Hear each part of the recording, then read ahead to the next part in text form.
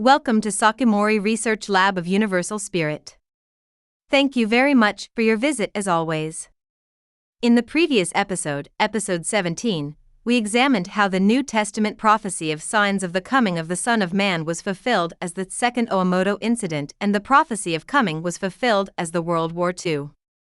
At the same time, we gained a deeper understanding of the miracle that the events that occurred within the Owamoto cult were accurately transcribed as events in Japan 6 years later.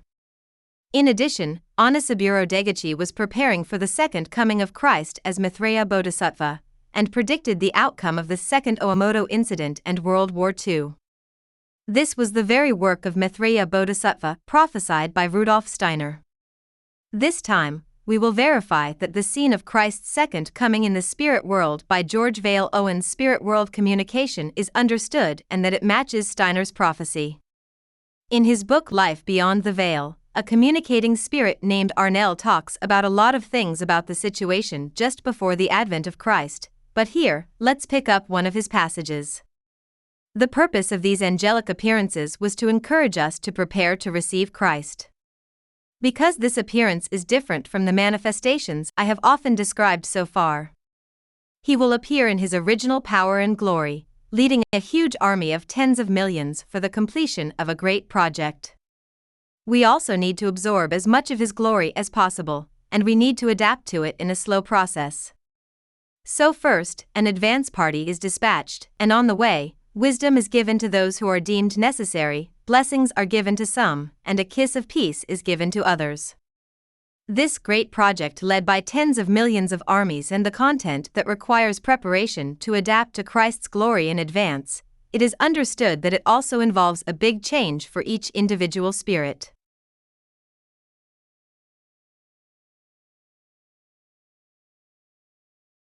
Furthermore, the situation at the time of Christ's advent and the figure of Christ are described as follows. And finally, he appeared. How should I express the situation when his figure was revealed, or the spectacle of the entire manifestation? Just trying to do so makes me hesitate out of fear. The radiance surrounding Christ increased its strength and spread, and finally, all of us were enveloped in it. I could clearly identify the figures of my companions who were far away from me. Still, the overall atmosphere was tinged with a rosy golden color. Our bodies were also washed in the clear spiritual power.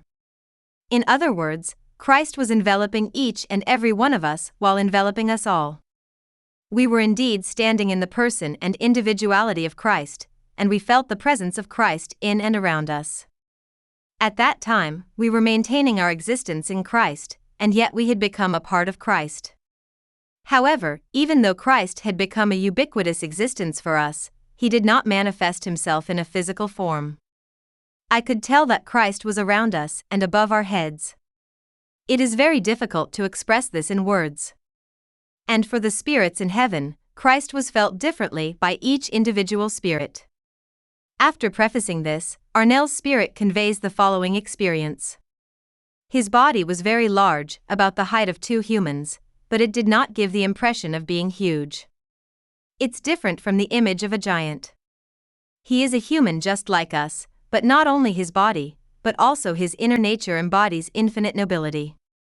He had a crown on his head, but it was just a wide band mixed with ruby and gold alternately. The light emitted by both does not merge, the ruby emits red, and the gold emits gold, respectively. It rose towards the sky and spread all over the sky, and when it hit the robe of the angels dancing in the void, it greatly increased the beauty of the robe. His body seemed to shine all over his bare skin, but that doesn't mean he wasn't wearing anything. It seems contradictory, but what I want to say is that first of all, the light emitted from his whole body reaches every corner of the region and wraps everything in its brilliance. Then a part of it reflects on the screen of reverence that we hold, and it returns to Christ as a return of love, wrapping his body like a golden armor.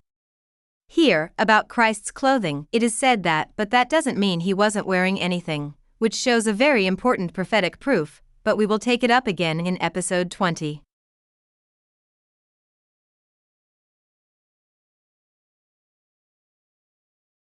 On the other hand, Rudolf Steiner, in his lectures on the Gospel of Matthew, says the following about the returning Christ.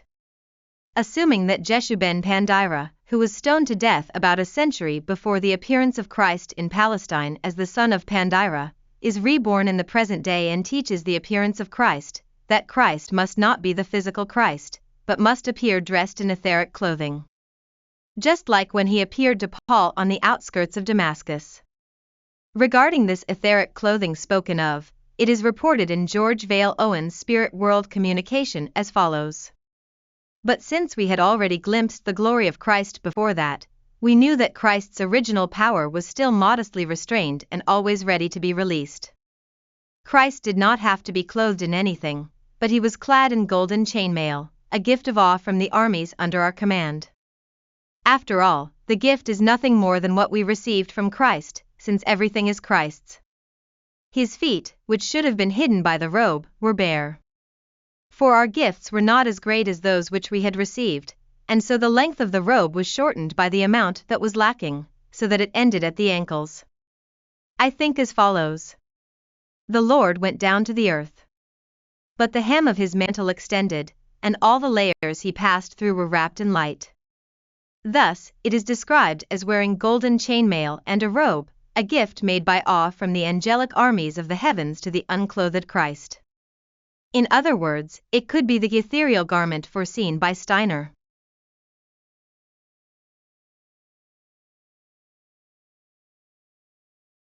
Furthermore, the situation of Christ heading towards the earth is described as follows. As Christ went from one group to the next, his face was filled with an air of solemnity and compassion. And yet he never seemed to leave the central position from which he first appeared. Yet, he did not seem to leave the central position where he first appeared. I could clearly read his facial expression, like looking at an unrolled scroll. His solemnity was something brought from the Christ realm, a heavenly realm that is not unrelated to sin, but only known as knowledge and not experienced.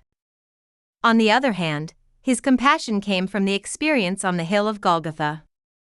These two are bound in the middle of heaven and earth by the hand of Christ, who is both God and the Son of Man.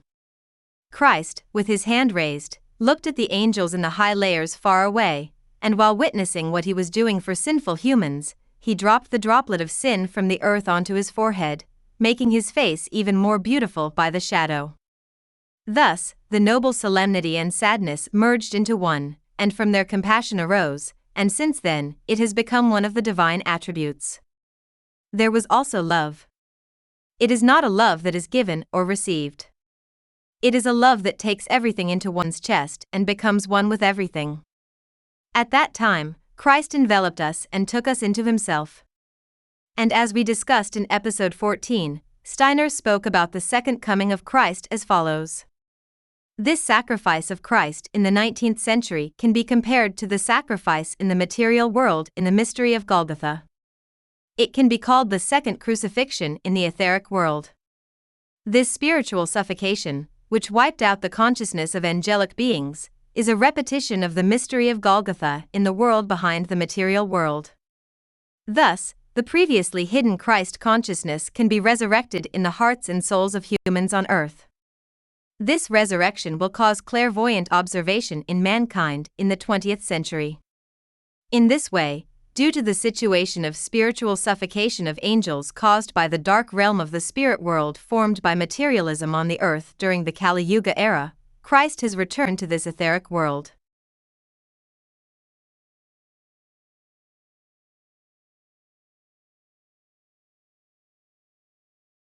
And as we discussed last time, the following possibilities have been opened up for humanity on earth. Clairvoyant consciousness always finds Christ in his etheric body. As mankind evolves in this way, humans will experience the event in Damascus. This ability will appear between 1930 and 1940. If we do not blindly pass this point, we will be able to reach Christ. This is what is called the second coming of Christ in the secret school. A new era is coming, and that era will last for 2,500 years. People will ascend to Christ through anthroposophical views. In the first half of the 20th century, Christ will come again. And so, Christianity will deepen and develop. Until now, humanity has believed in the afterlife and resurrection through learning the teachings of Buddha 2,500 years ago and the teachings of Jesus 2,000 years ago.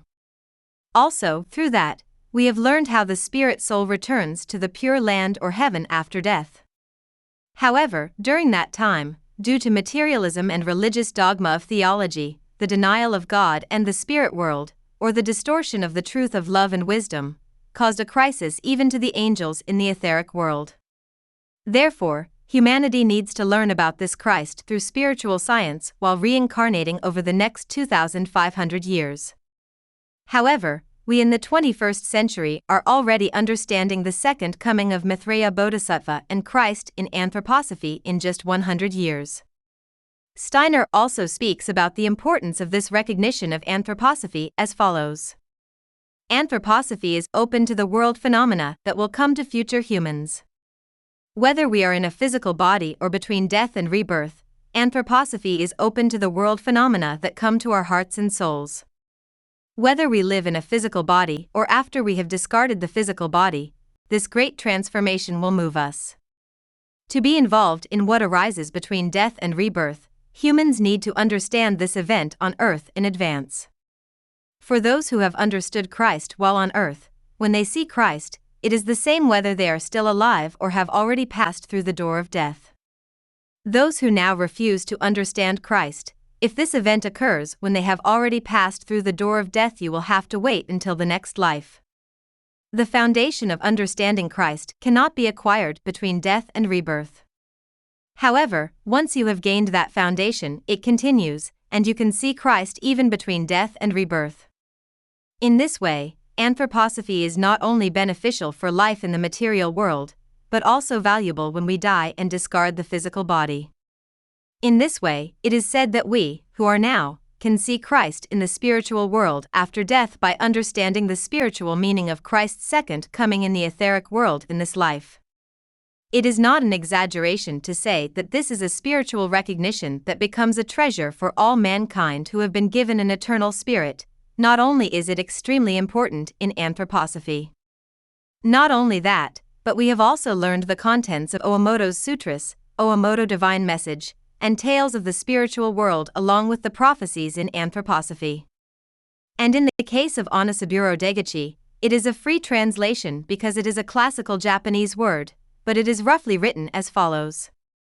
Also, people all over the world who sincerely wish to be reborn in heaven or the pure land, even if they cannot accumulate merit, should always believe in this story with the highest resolution. And if you respect the two gods of heaven and earth with all your heart, the virtue of God will always be with you, and you can enjoy a perfect life in both the present world and the spiritual world. When you sincerely understand this profound doctrine, enjoy it, believe it, cut off your doubts in two hearts, believe in God's teachings and God's help with all your heart, and sincerely wish to be resurrected in heaven at the moment of death, like a dream, you can look up and respect the two gods of heaven and earth, namely the sun god and the moon god. And you will be able to be resurrected in the third heaven of the highest beauty and pleasure. By the true faith of the moon god, you can receive the light of wisdom and awakening, and you can become like an angel in the second heaven, that is, the middle heaven. In this way, after death, you can see the gods of the strict soul and the auspicious soul, and this opens the way to the third heaven and even the second heaven. I am not sure how much I have been able to convey the content in the videos so far. However, I hope that through these many spiritual verifications on this earth, you can gain a conviction of the facts and believe in God's salvation, and use it as a reference to feel what it means to our souls, even a little.